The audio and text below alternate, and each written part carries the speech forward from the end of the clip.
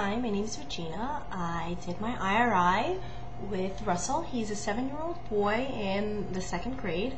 We did the IRI in the second half of his 2nd grade year. Russell was generally very friendly, according to his mother, and from what I saw and from his teachers. He enjoys school. He has no fears, no reservations. His reading problems and the reason they were addressed was based on his performance in class and not so much via his complaints or his verbal struggles or behavioral struggles for that matter. When I first met Russell, he approached me with no problem. We discussed the fact that we were going to have this test and he did not have any fears. I explained that it's not graded and he's not going to get in trouble if there's anything wrong, and he said, great, let's go. So we began our word recognition inventory. Because Russell was in the second half of the 2nd grade year, we began our word recognition inventory in the primer level. In this level, I should say, he did not make any word recognition errors. So we went on to the 1st grade level where he also did not make any word recognition errors. However, when we reached the first half of the 2nd grade year, that is where he first encountered some word recognition problems. It was only 3 words that he got wrong out of a total of 112. From there, he made mistakes reading the words brave, strange, and carve, all of which have the silent E at the end that affects the vowels. So something to consider when we're going to look later on into his comprehension issues. When we went on to the second half of the 2nd grade year for the word recognition, he made 5 errors with words such as patient, snowflake, thirsty, trouble, and ambulance. All of which, once again, have vowels affected by the letter E.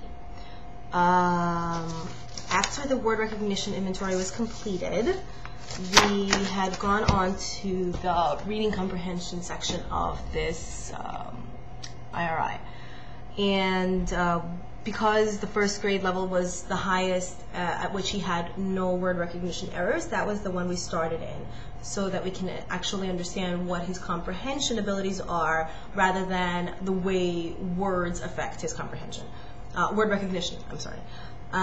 So after we read The 3 Wishes by Verna R. Dima, which is about Fritz and Anna who live on a farm, and Fritz is Anna's husband, and they're both poor.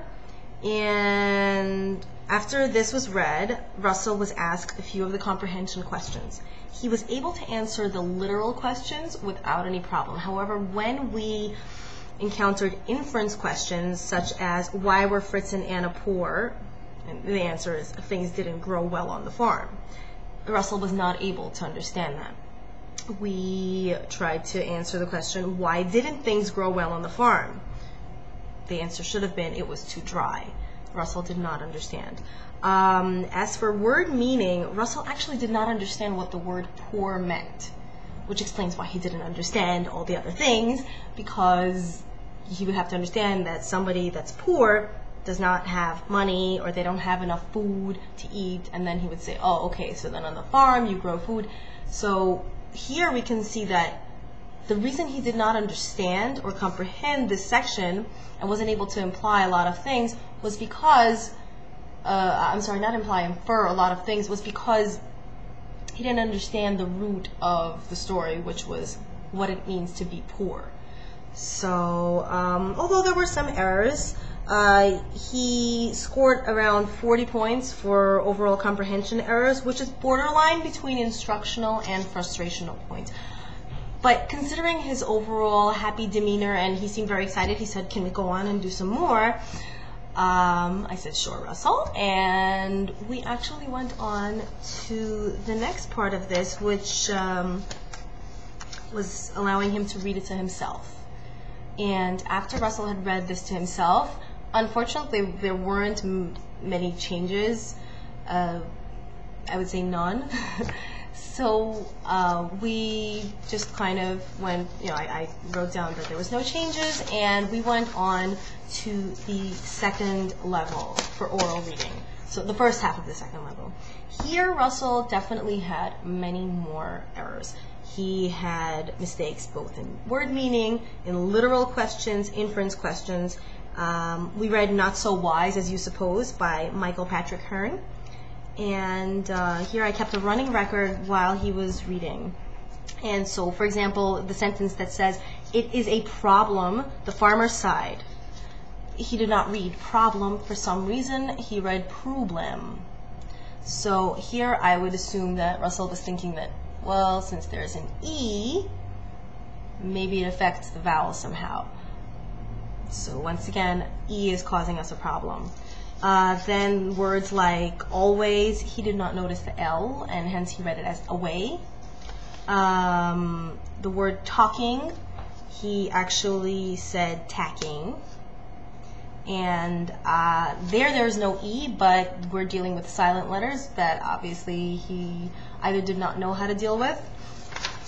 Something I noticed overall when Russell was doing his oral reading and comprehension questions was that he has a very confident demeanor about himself.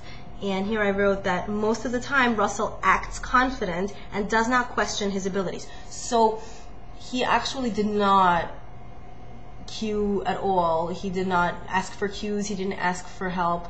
He would either skip over something, a word that he didn't know, or read it really fast, or he would stall a little bit, hoping that I would chime in and give him some sort of hint or cue, which did not always help. When he read, I noticed that he had very little inflection. He did not really respond to commas, question marks, exclamation points, periods. It was very monotone, which makes me wonder whether he actually understands what he's reading. Something I would say, just to add at the end, is that I think he needs to practice focusing and pacing a little bit more when he reads. So some of the activities that we did with Russell, I obviously don't have all of them here, but some of the activities we did with Russell were focused on, one was increasing his vocabulary. So we did memory activities, memorizing just lists of words every day, trying to use them in our conversation.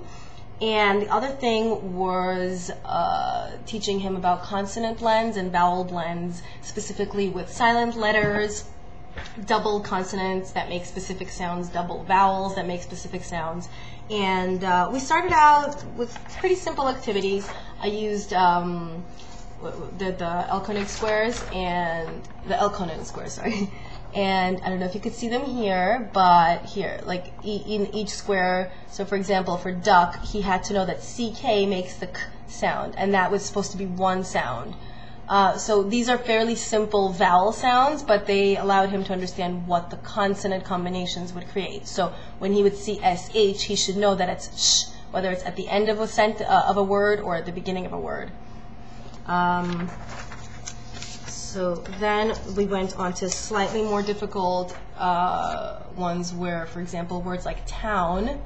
So it was a vocabulary word that he did not know. He had trouble with this one because he kept saying land, and I said, no, there has to be a combination of two sounds. And since OW sounds like a vowel, but it's actually it's a consonant and a vowel combined, he needed some coaxing with this. Okay. Another activity that we did was I wanted Russell to learn, and this was part of the memorization section, so I wanted him to learn prefixes and suffixes, which from what we read in our textbook, it's a great way to learn words so that children can help themselves decode words. And I felt that Russell wasn't really trying to decode words because maybe he didn't have the tools for it. So we went through some, for example, I have a chart here. It was kind of larger in the classroom, but for this purpose, it's right here. The words we have here are sub, on, pre, anti, and they might not be words that he has to know yet, but it gave him an idea of what they might mean if he saw a word like unhappy. So instead of freezing and not knowing what to write, he could at least go, on means not. And then he knows happy, so he can say, okay, it's unhappy, not happy. So that was, he had prefixes and suffixes, so that definitely helped him later on when we went back to some passages.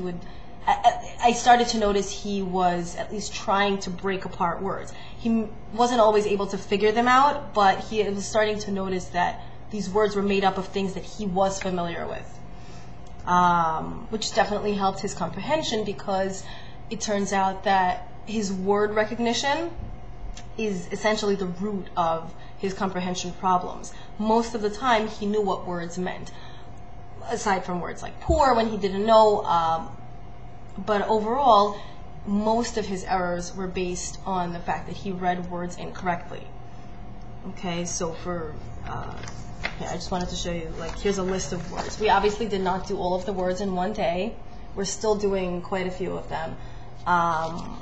He adds it on to his own wall, actually. He has a wall that he created on cardstock paper, and every time he learns the word and he's able to use it in a few sentences for the week, he adds it onto his wall. So right now we have about, I would say 30 or 40 of these words, which it's great because whatever he can grow on, that's great. Here are a couple of worksheets that we did for suffixes, and let's see if you can see them close up. We were learning about adding full and less to words. So he would see hopeful or hopeless, and that definitely helped.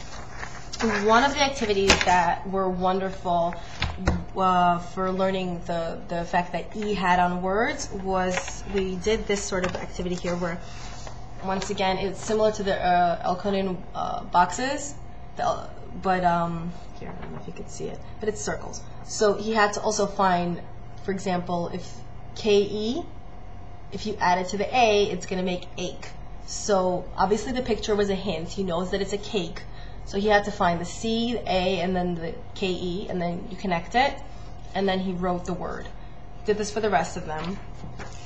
So then to grow on that, for each of the long vowel sounds, we had an activity. So for example, one was kind of in a riddle form. So it says, it's not a snake, it's big and yummy, I ate it yesterday. What is it? And on the right side, it says a snake, a cane, or a cake. And obviously, you would have to circle cake. So, no, I wanted to read it to you before you can see. Nope. All right, so I'm not going to show every single one of them because it ends up being quite long. But there was an activity similar to that for each one. Then we also did one where because I realized he had problems understanding literal comprehension questions because of the words that had the long vowels and the silent E's. So I found some passages. For example, this one says, Kate has a pole at home. The pole has a rope for a flag, but the rope has a bone on it, not a flag. Each time he would see a word with the long E sound, he would have obviously had to understand the word, that it's not rop and it's not pal, that it's pole and rope. And he subsequently would have to find the picture of that object that he read. So each activity sheet is for only one vowel sound. And we did this for each of them, for A, E, I, O, U, and Y. Sorry. One of the last activities that we did was double consonants, because that was also something that was kind of confusing Russell. For example, he would look at word like bubble, and after a while, when we started talking about the long vowel sounds, he was saying bugle and peebles instead of pebbles. So I found an activity for him where he really just had to learn different words that had double consonants in the middle. So bubbles, pebbles, and each time he would increase his abilities. One of the things that we did most was I asked him to create sentences with these words. So it wasn't just memorizing words. I wanted him to be able to use these words and see them more often and hear them more often. So, I mean, here's a small example. It's just one of them. So he wrote the word, and then he would write the sentence below it. Nothing fancy, but it's to get him to understand that two letters act differently with the silent E. And that is it. Currently, we're still working with Russell. I believe that our activities are going to be completed by the end of June, and hopefully he will be able to move on to the 3rd grade without any problems in reading. Okay, thank you.